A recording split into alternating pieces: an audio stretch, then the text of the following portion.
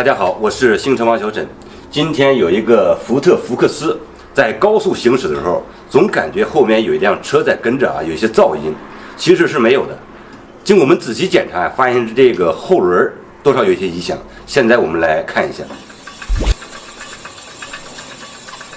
像这个噪音呢，是随着这个车速增快，这个噪音也是会加大的。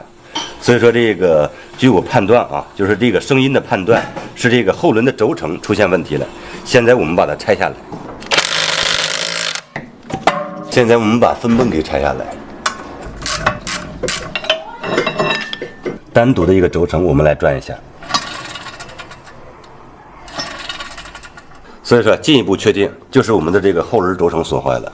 福特福克斯后轮轴承是一个单元，它是轴承和法兰盘是一体的。现在我们把这4个螺丝拆下来，把新的更换上就可以了。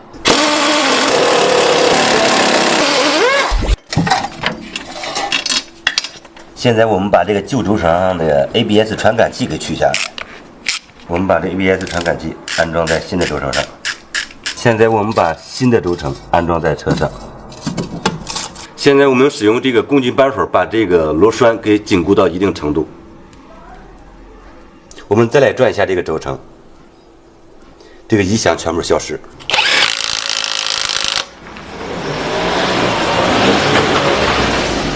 通过我们刚才路试，一切异响全部消失。